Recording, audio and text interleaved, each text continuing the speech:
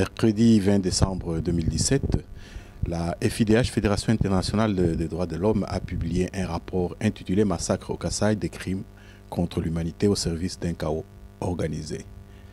Que contient ce rapport? Eh bien, suivez cela dans ce reportage que l'Info en ligne de Congolais de Belgique a réalisé pour vous à partir de Paris, au siège de la FIDH.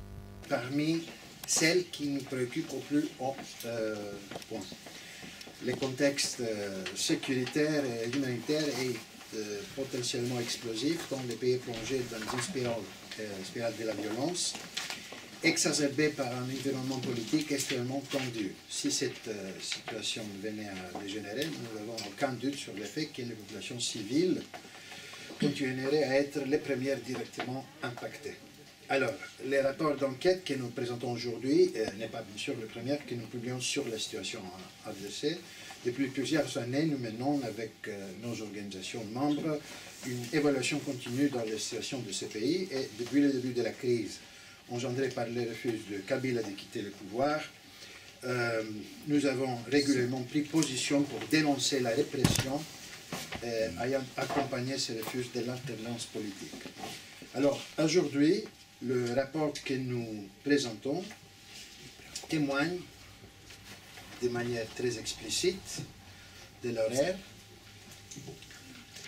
tel qu'est vécu par les victimes et raconté à notre équipe des enquêteurs par les réfugiés ayant fui la province de Kasaï.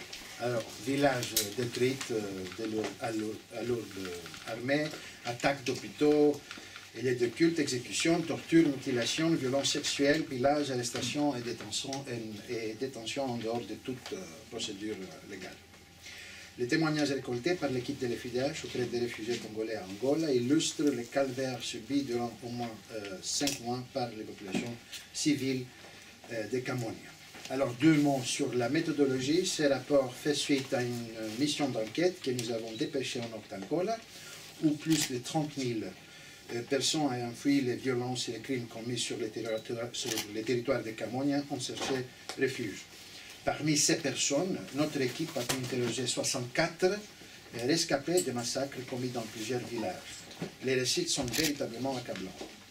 La situation dans les provinces de Kasaï était telle qu'il était impossible pour notre équipe de s'y rendre directement. Nous saluons les journalistes qui continuent à s'y rendre pour faire leur propre investigation. Les témoignages récoltés après des réfugiés ont été essentiels à notre compréhension du déroulé des événements et des modus operandi, des modes opératoires utilisés par les forces de défense et de sécurité et leurs supplétifs de la milice Banabura pour commettre les crimes. Les entretiens complémentaires que notre équipe a ensuite menés avec les ONG et journalistes experts ont permis de parfaire l'enquête. Alors, on parle de crimes documentés, de crimes contre l'humanité. Nous ne sommes pas les premiers à les dénoncer et d'après les témoignages que nous avons récoltés, le caractère systématique, planifié et généralisé des attaques menées contre les civils ne sait que peu de doute. Mais je pense que Safia y reviendra dans les détails. Alors, nos principales recommandations pour finir.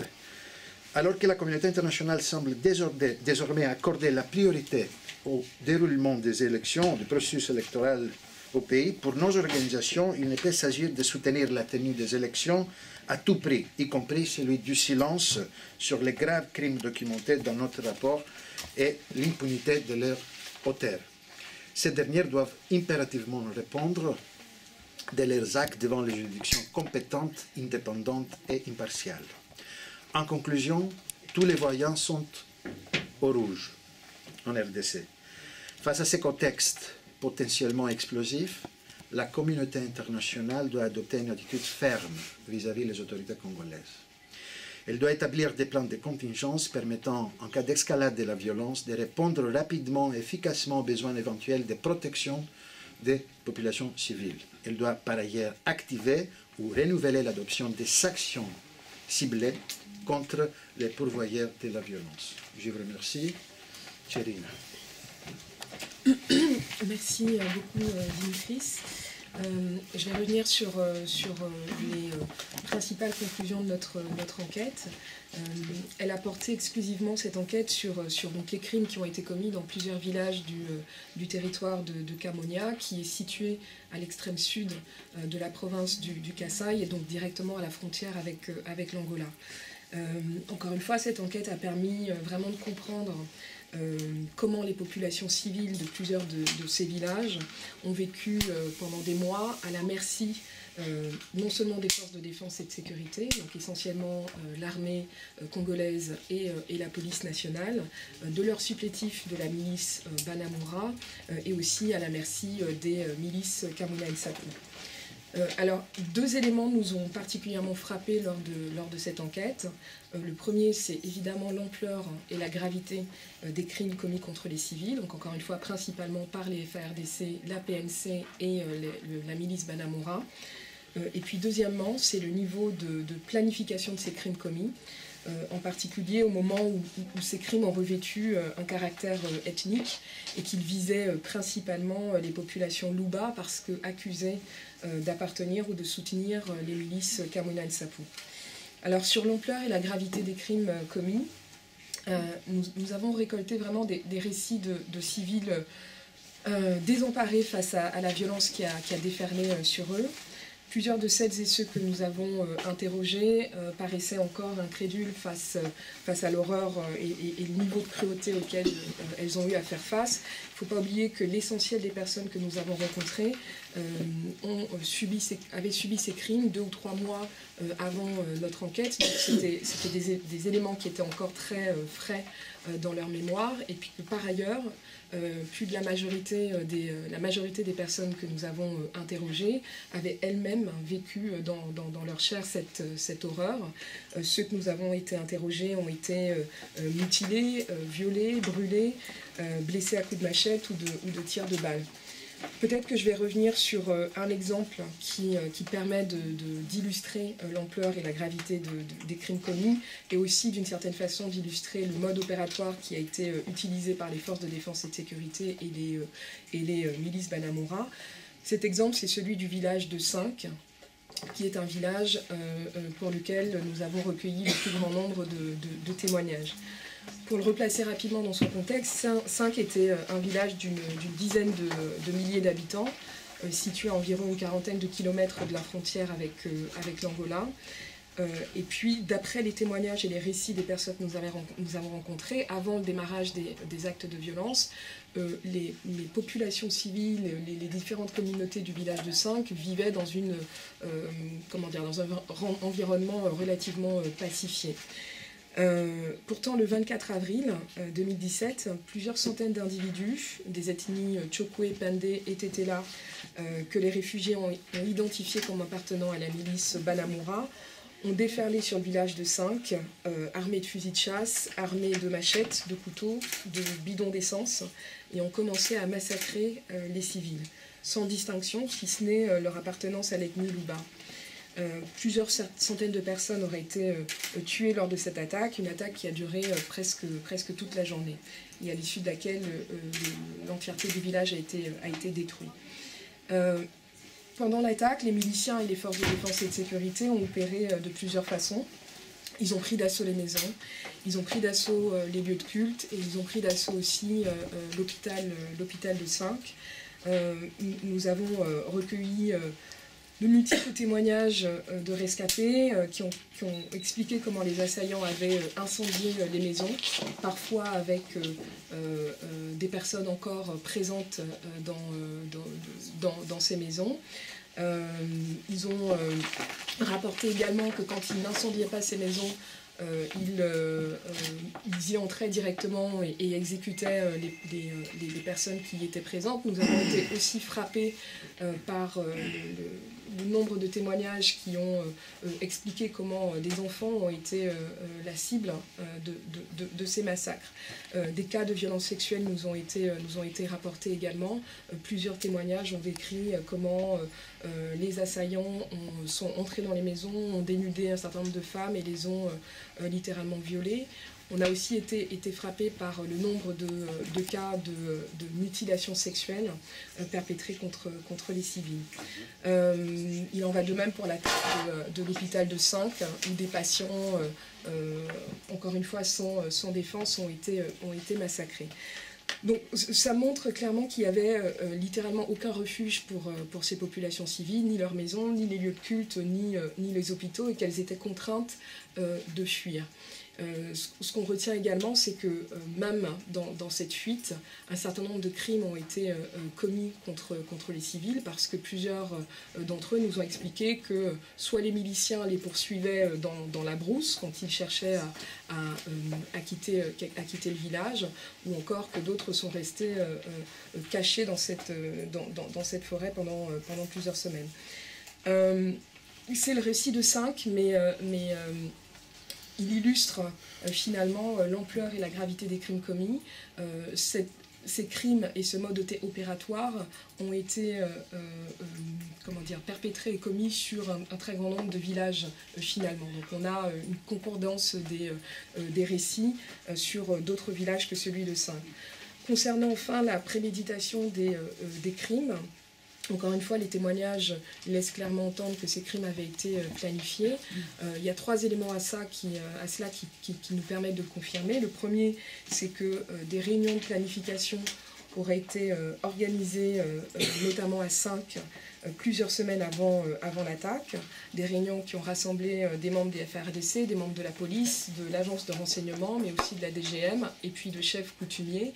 Et que c'est des réunions qui avaient pour vocation de préparer l'attaque et de confier des responsabilités à chacun des protagonistes. Deuxième élément, c'est que plusieurs des réfugiés nous ont aussi expliqué que les communautés Tchokwe, Pandé et Tetela avec lesquelles ils vivaient ont quitté le village, notamment le village de Cinq, quelques jours avant le démarrage de l'attaque, ce qui laissait aussi supposer qu'ils avaient des informations sur son imminence. Et puis enfin, on a constaté que les miliciens et les forces de défense et de sécurité avaient érigé un certain nombre de barrages, notamment sur les axes routiers principaux, pour encercler le village de Cinq et empêcher les populations de s'enfuir. Donc c'est aussi un élément supplémentaire de la préméditation de ces crimes. Donc, je vais peut-être laisser la parole maintenant à Safia. Oui. Je vais justement reprendre de la même manière. Cinq n'est pas le seul village qu'on a pu documenter, mais c'est celui qu'on a pu le plus documenter. L'ensemble des éléments que Tcherina vient d'évoquer, des éléments factuels, sont en réalité des éléments constitutifs du crime contre l'humanité.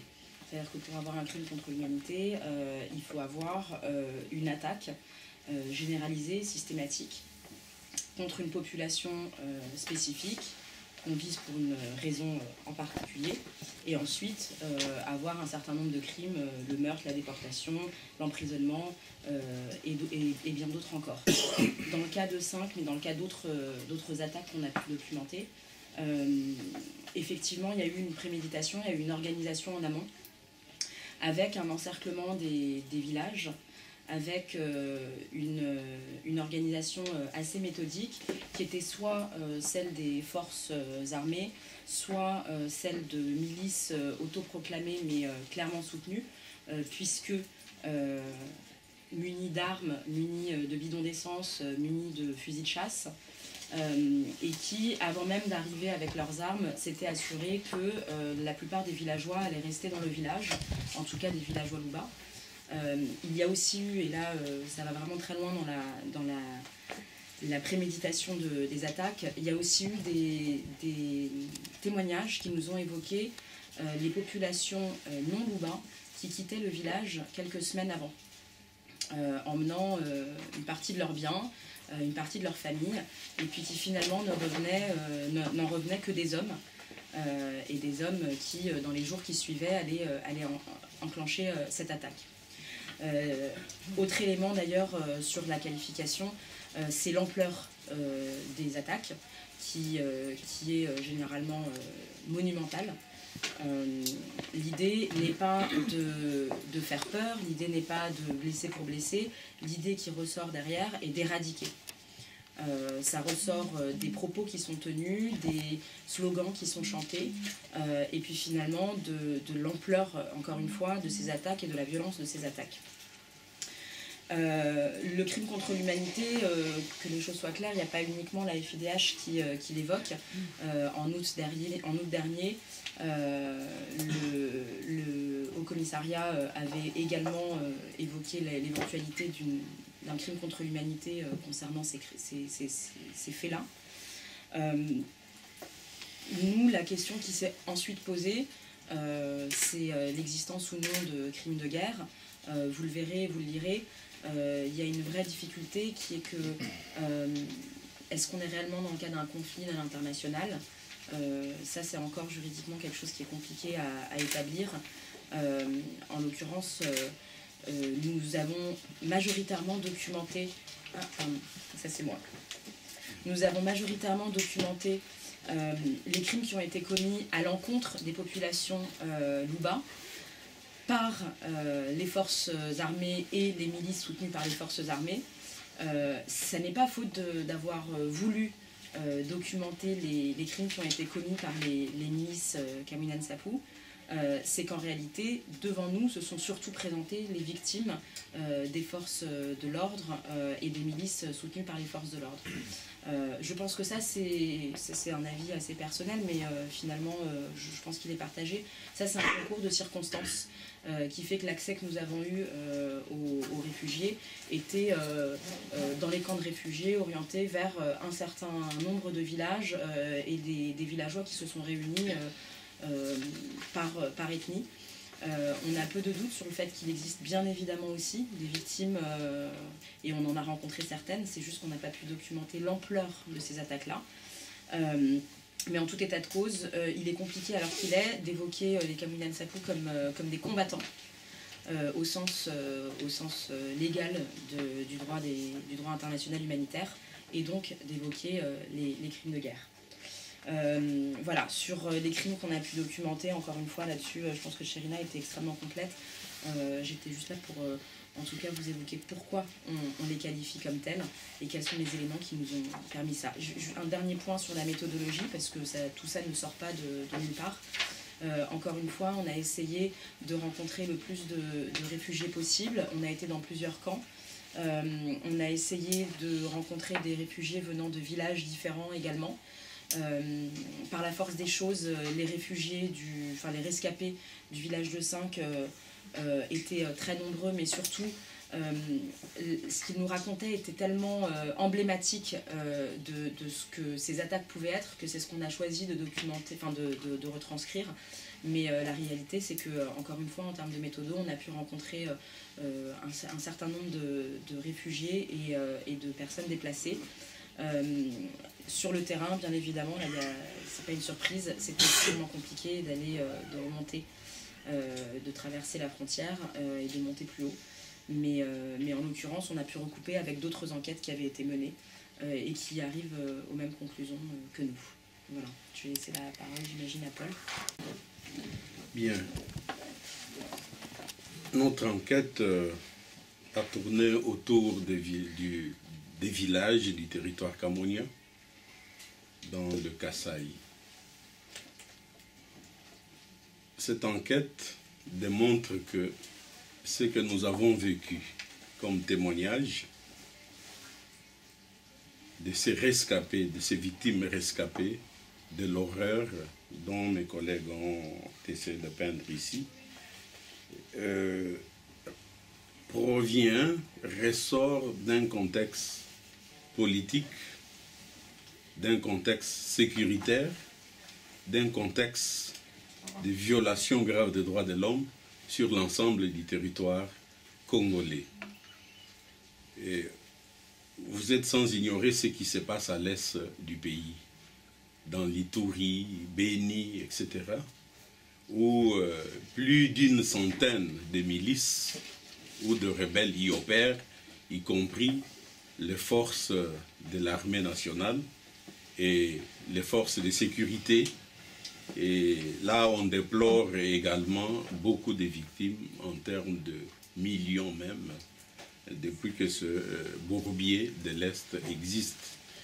Vous vous souviendrez également de ce qui se passe dans le Nord Katanga, et encore un foyer d'insécurité dans lequel les forces de l'État, les forces, l'armée nationale et les services sont impliqués, exacerbant un conflit tribal entre les Toa et les Bantous, si vous voulez, les Pygmées et les Bantous. Et vous verrez que la méthode qui a été utilisée, qui est utilisée pour réprimer certaines tribus ou privilégier d'autres, la même chose, nous l'observons, nous l'avons observé avec ce qui se passe à Kamonia, dans le Kasaï. Voilà un foyer de tension, un foyer d'insécurité au Nord Katanga, mais cela s'est déplacé également au niveau de Kinshasa même. Vous avez vécu les évasions trompe-l'œil dans des cassures, des prisons, des attaques des prisons, et des marchés, etc., dans lesquels les forces gouvernementales sont impliquées. Et dans tout cela, vous sentez qu'il y a une préméditation du côté du gouvernement de préparer des attaques, d'avoir des groupes cibles qui sont pour l'essentiel de gens qui revendiquent la fin, le départ du président Kabila. Bon, cela ne s'est pas arrêté seulement à Kinshasa. On peut aller dans le Bas-Congo, on peut également aller dans le Kasaï, comme nous assistons actuellement à cette horreur dont nous vous contons le récit des rescapés que nous avons vus dans un état malheureux. Moi qui connais les Chiluba, et moi qui ai écouté ce rescapé, j'ai eu des larmes, de voir de ces familles décimées, de voir que toutes ces personnes amputées de leurs membres, de voir des grosses brûlures, de voir que les gens ont été, disons, blessés par des machettes, de voir ces femmes, ces hommes qui ont perdu, dans une famille de 10 personnes, qui ont perdu presque les 90% de leurs membres, tout simplement, avec les forces de l'ordre qui se sont comportées de la façon que mes collègues ont essayé de vous présenter. Alors, ces conflits, c'est parce que, quelque part, il y a des revendications qui s'élèvent au niveau de la République démocratique du Congo pour dire au président Kabila, tes mandats ont été épuisés. 15 ans, plus de 15 ans au pouvoir, avec un bilan très négatif. Et nous, les organisations de défense des droits de l'homme, à chaque fois, nous avons alerté sur la dérive dictatoriale de ce régime. Aujourd'hui, le président Kabila a tout fait et est en train de tout faire pour garder le pouvoir, avec son régime. Aujourd'hui, la répression est telle que les opposants politiques, les défenseurs des droits de l'homme, les journalistes indépendants sont la cible de ce régime qui continue à s'accrocher au pouvoir.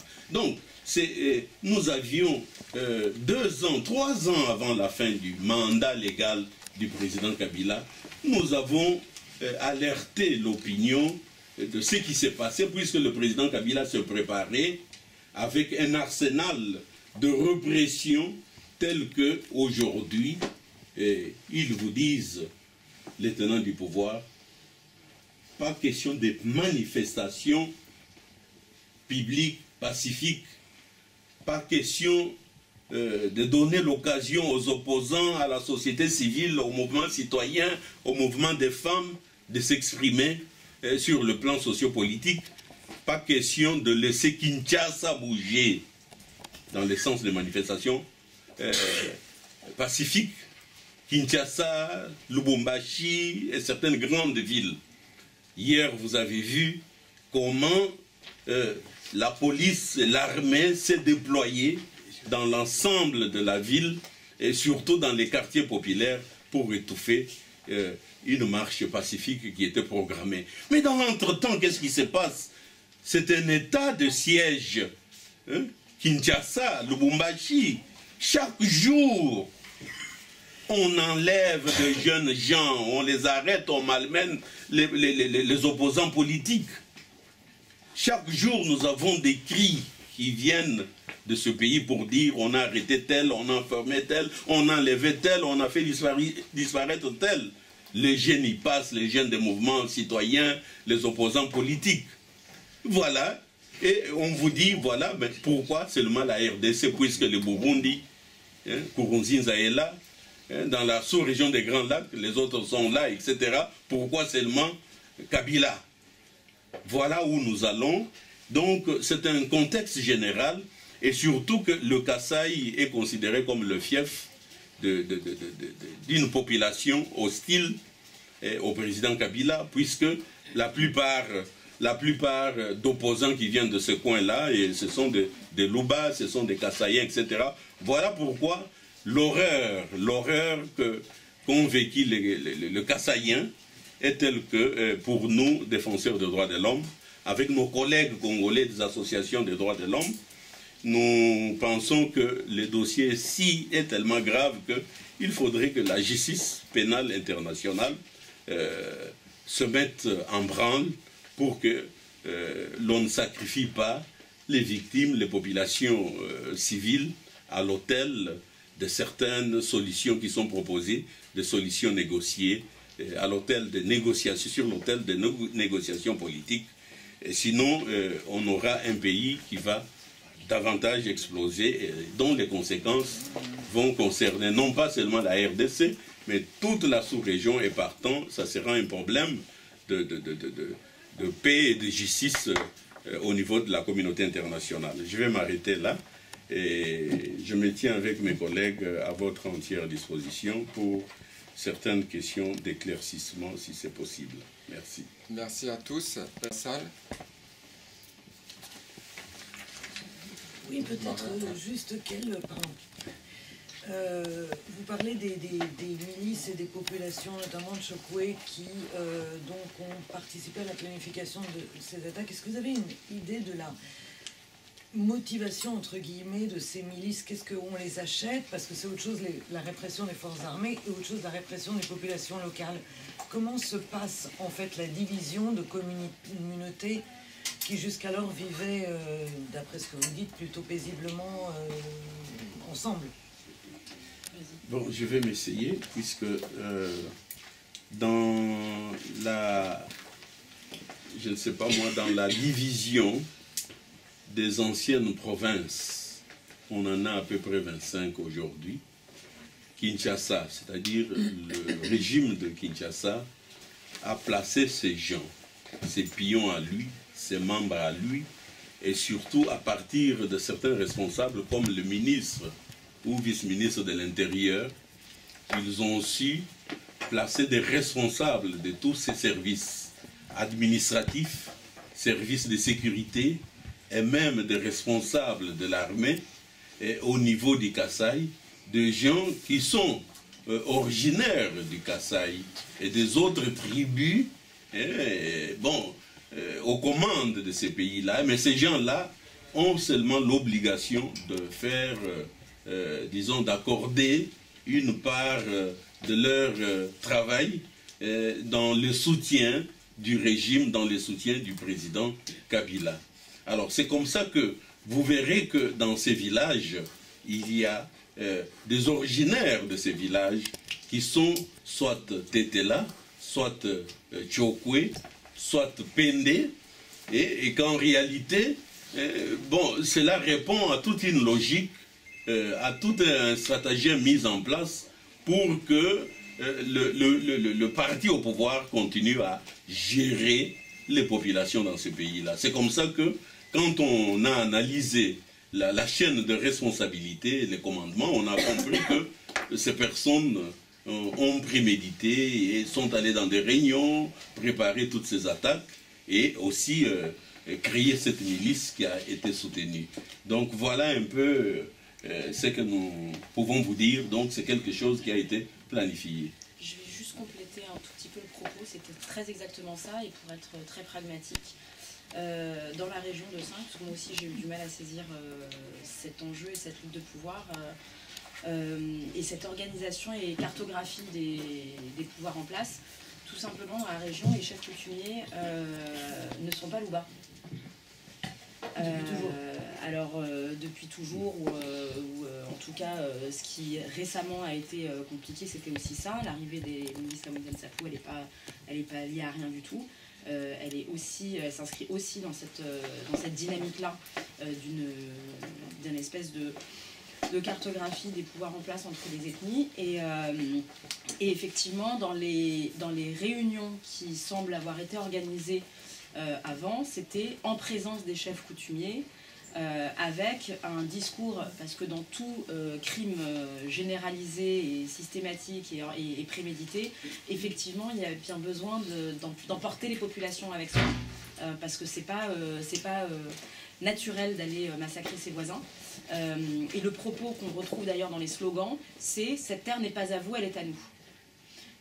Donc on a compris qu'effectivement dans ces réunions qui ont été organisées avec les chefs coutumiers, mais par les pouvoirs dont Paul vient juste de parler, les administratifs qui avaient été placés là, les chefs coutumiers et chefs de village avaient également joué un rôle important dans l'endoctrinement des populations. Ce qui est par contre assez fascinant, c'est la rapidité avec laquelle ça s'est passé. Ça c'est quelque chose que, très honnêtement, je ne m'explique pas personnellement. Voilà, ça s'est embrasé très très vite. Donc pour vous, c'est la reprise en main en fait des pouvoirs locaux par Kinshasa qui a été l'élément déclencheur de ce conflit. En fait, si on revient à la mort du fameux chef, oui, tout à fait. L'origine, c'est quand même effectivement la volonté de Kinshasa de reprendre en main tous ces pouvoirs locaux. Tout à fait, on le voit bien. Et comme Inansapou Pandi, le chef qui a été assassiné le 12 août, je pense, dans son village, il y avait certainement un conflit de pouvoir coutumier, et le Kamouinan Sapou en question n'avait rejeté la main tendue de Kinshasa à travers le ministre de l'Intérieur à l'époque, Évariste Bochab, et Alex Kandé.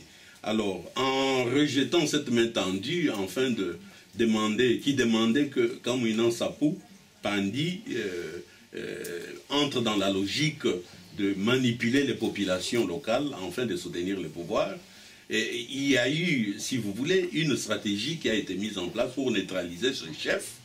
Et ils ont exacerbé un conflit familial entre cousins avec un certain chef Tenda qui aujourd'hui est plus proche de Kinshasa. Mais malheureusement, pour faire voiler les choses, ils ont trouvé un autre, Kamouinan Sapou, mais qui est de la tendance et qui soutient Kinshasa, et par responsable interposé, Alex Kandé, Bochab et tant d'autres que l'on peut citer. Donc c'est une politique savamment montée, profiter des conflits, des petits conflits qui pouvaient se régler, de pouvoir traditionnel, ancestral, afin de mater, de placer les pions et mater les populations en vue des enjeux sociopolitiques et électoraux pour le maintien de ces régimes. Monsieur? Oui. Cheikh Fita, un fonds à l'île des Congolais de Belgique, crime contre l'humanité, c'est grave, Monsieur le Président. Et ça va s'arrêter au niveau du rapport ou vous voyez plus loin?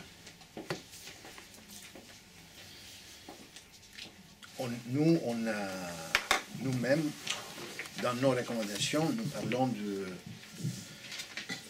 l'impunité des auteurs des crimes contre l'humanité. Alors, nous demandons à ce qu'ils répondent devant les juridictions internationales. Alors, des juridictions internationales indépendantes et impartiales. C'est-à-dire qu'ils n'arrêtent pas au rapport. on fait cette demande et ça c'est la recommandation principale de notre enquête. Parce que c'est tel le résultat de l'enquête.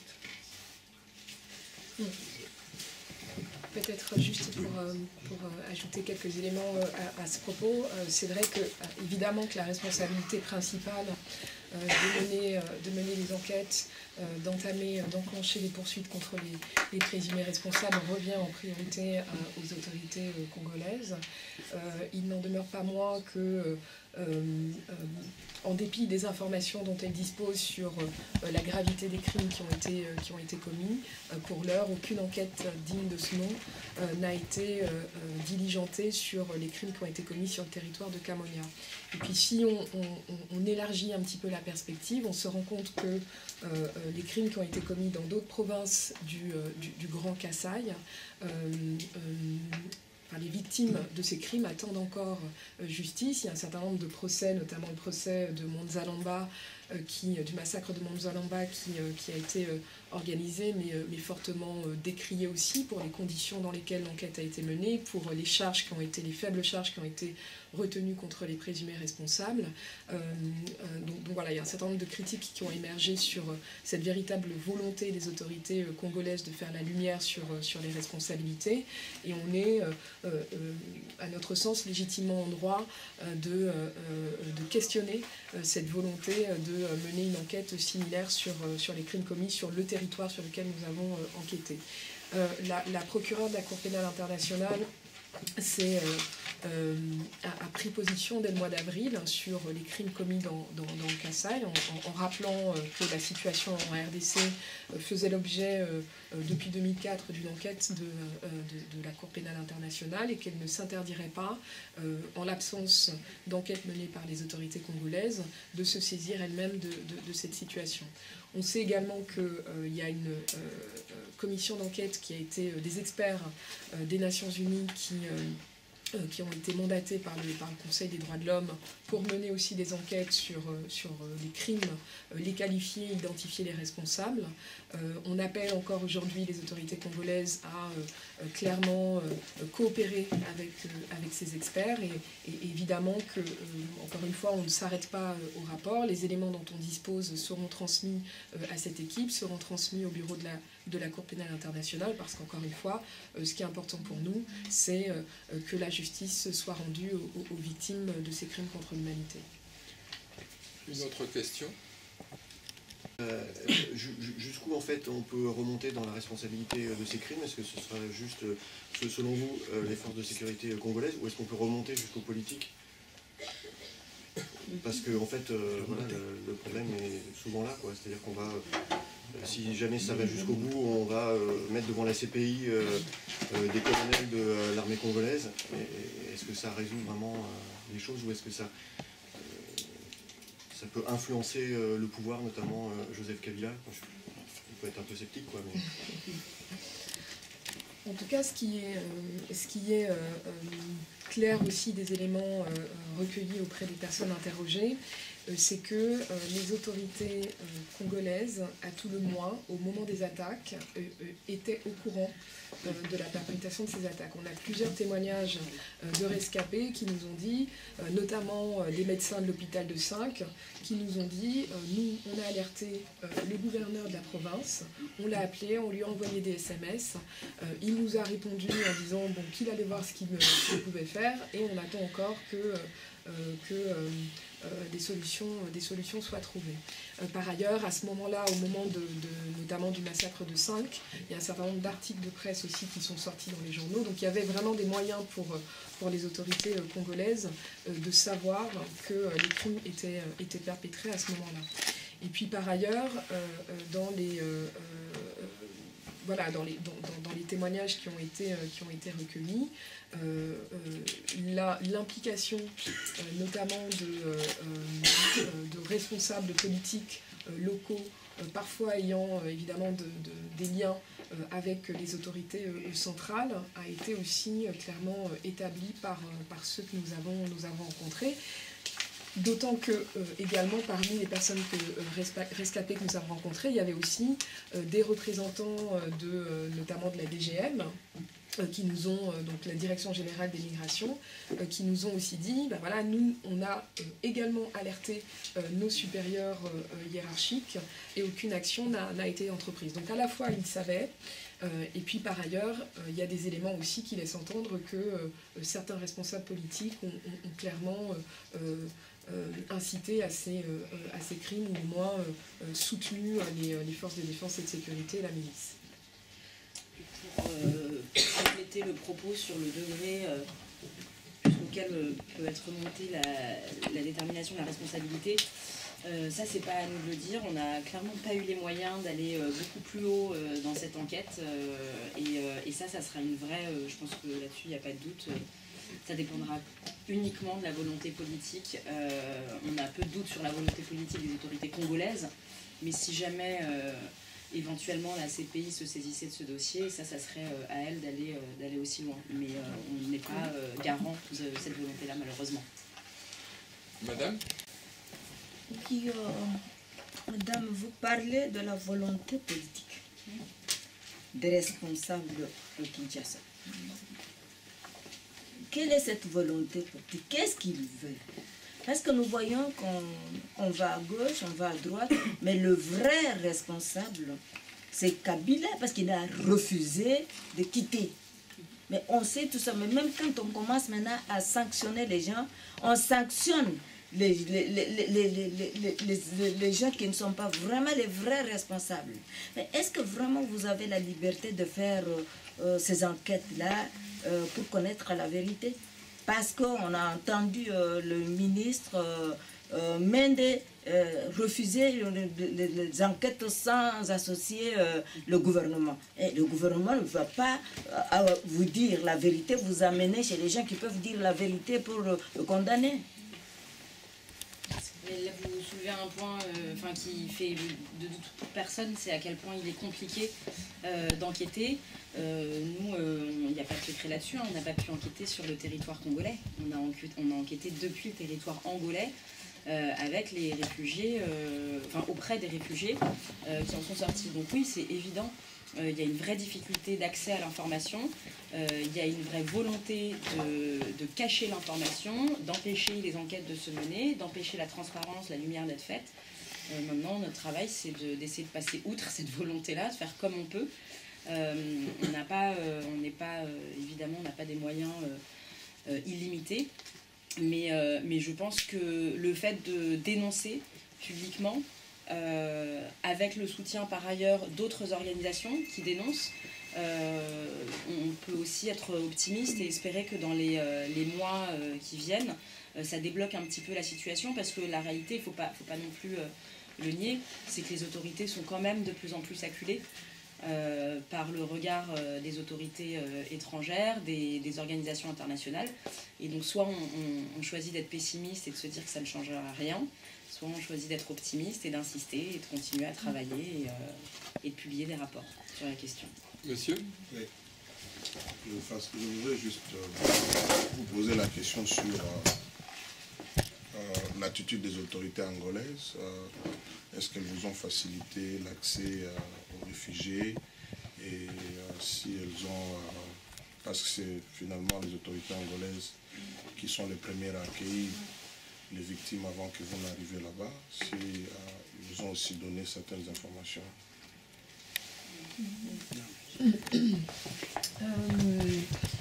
Effectivement, on a, comme on le disait en introduction, été forcé finalement de mener cette enquête donc à Dundo, au nord de l'Angola. On doit dire qu'on n'a rencontré aucune difficulté à y accéder. Donc, les visas ont été octroyés sans problème. Et puis par ailleurs, on a pu rencontrer aussi un certain nombre de responsables politiques angolais pour essayer de comprendre aussi comment est-ce qu'ils avaient, eu à faire face à cet afflux massif de réfugiés en très peu de temps. On a aussi eu une forme coopération de la part des services hospitaliers angolais. On s'est rendu dans des centres de santé, des hôpitaux, etc. Donc voilà, il y a vraiment eu cette possibilité pour nous de mener cette enquête à partir de l'Angola, en coopération, ou en tout cas en concertation avec certains des responsables politiques du pays. Peut-être une dernière question avant de passer aux interviews. Laurent? Moi, j'ai très bien compris la raison pour laquelle les lois étaient ciblées. Vous dites que vous avez entendu, quand on voudra rapporter cette expression, cette terre n'est pas à eux, mes amis. Ça veut dire que les Louba sont considérés comme les allogènes de la région, c'est ça? Par rapport vis-à-vis des populations. Bon, tout ça, c'est de la manipulation politicienne venue de Kinshasa, ces discours-là, pour opposer les ethnies. Et le Kasaï, moi je suis du Kasaï, et bien sûr je ne suis pas de la famille Kamouina Sapou. Je connais un peu la région puisque j'ai étudié à Mikalaï, Saint-Dominique Savio. J'ai étudié également au petit séminaire de Kaboué. Et je connais Bonkonde et même la rivière dont on parle tant dans le double assassinat ou meurtre de Charpe et Zaïdan. Eh bien, c'est tout simplement des populations, des ethnies qui vivaient pacifiquement. Il y avait des petits conflits ethniques qui se géraient d'après un mode trouvé sur base des us et coutumes. Mais la récupération politicienne a fait qu'il y a eu cette stigmatisation. On le voit bien, même à l'Est, les Bashi, les Tutsis, les Banyamulenge, des choses comme ça. Et quelque part, il y a de la manipulation qui a été téléguidée à partir de Kinshasa. Et donc, il y a un vrai problème. Le vrai problème maintenant, c'est cette méfiance entre ces ethnies actuellement, dans les Kasaï, à Kamonia, les Pendé, les Tété, là et consorts. Il y a cette forte méfiance à l'heure qu'il est. Et il y a cette présence des services du régime et du gouvernement qui continuent à jouer à un sale jeu, un mauvais jeu de stigmatisation, etc. Donc la situation n'est pas du tout stabilisée. Et là, je pense qu'il y a lieu de vite sauter sur l'occasion pour que justice soit faite et que la responsabilité des auteurs intellectuels, des auteurs même matériels de ces crimes soit déférée devant la justice et que la société civile commence le travail de sensibilisation et de réconciliation. Mais si on veut bien nous amener dans du folklore, comme on a dit à Kananga, avec le forum où le président Kabila s'est présenté, pour dire que je n'avais jamais envoyé des gens pour tuer un quelconque chef coutumier, etc., c'est entre vous. Et je pense que ces plaies ne seront pas guéries le plus rapidement possible. Et on pourrait assister quelque part à une sorte de justice que les populations, les ethnies elles-mêmes se feront sur le dos des autres ethnies, etc. Mais imaginez-vous, monsieur, vous vous réveillez un beau matin, vous êtes allé, je ne sais pas, vous êtes creuseur, vous êtes dans des mines, on vous dit que chez vous à la maison, vos femmes, vos enfants ont été carrément et simplement assassinés. Et quelle sera votre réaction à ce moment-là? Vous aimeriez que justice soit faite, mais s'il n'y a pas de justice, un jour, vous serez peut-être tenté de vous faire justice vous-même. Voilà les climats dans lesquels nous nous trouvons. Donc, les Balouba se sentent marginalisés. Pourquoi? Puisque quelque part, Kinshasa veut démontrer que voilà, ce sont des étrangers qui occupaient de l'espace, etc., qui viennent prendre vos terres. Donc, c'est une manipulation pure et simple qui vient du pouvoir. juste poser ce propos-là, la manipulation, enfin le discours qui est utilisé, parce que c'est ça qui est intéressant, c'est d'essayer de, encore une fois, comme ça a été extrêmement rapide et que ça s'est embrasé extrêmement rapidement, il y a un moment où c'est parfois complexe de saisir quels sont les éléments de langage utilisés qui réussissent à convaincre aussi vite ces populations initialement voisines.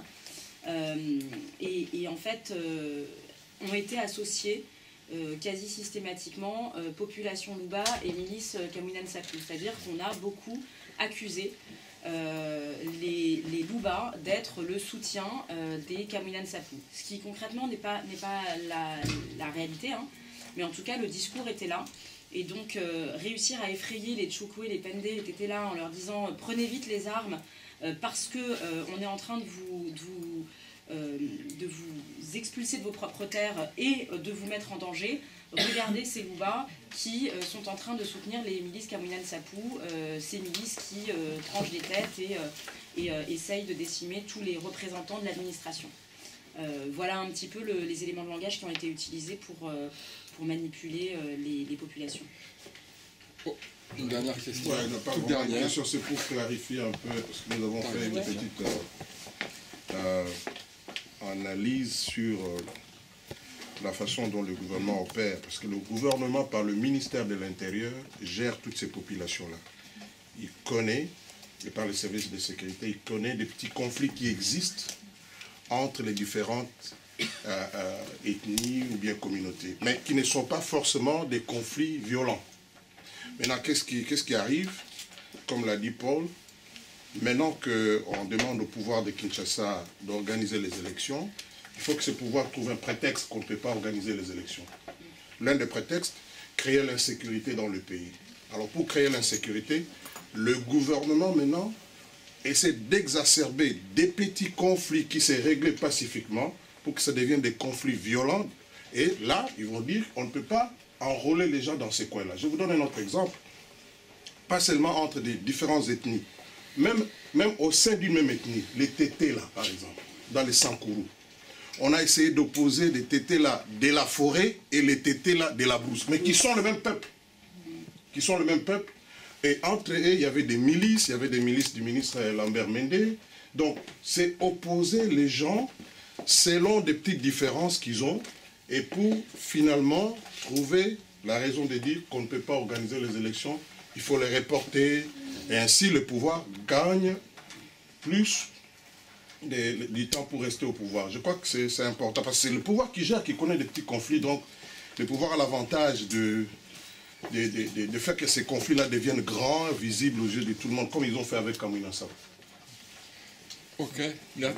Dernière remarque. Je vais encore une question. Vous parlez des lieux de culte qui ont été aussi des lieux de massacre au nord de la Jossin. J'ai pas vu les églises catholiques qui sont aussi présentes. Est-ce qu'elles ont été des lieux de refuge plus, je dirais, plus protectrices pour les populations, d'une part, et d'autre part, face à ce massacre des villages de 5, on dit les églises catholiques, justement, est-ce qu'elles ont manifesté quelque chose, ou est-ce qu'elles sont restées silencieuses? Oui. Donc, pour revenir sur 5, c'est vrai qu'il y avait, je crois, 2 ou 3 églises qui existaient dans ce village, que certaines personnes ont essayé effectivement d'y chercher refuge. Il y a d'autres villages aussi où des éléments nous ont été rapportés de la présence de populations civiles dans des églises où des massacres se seraient perpétrés.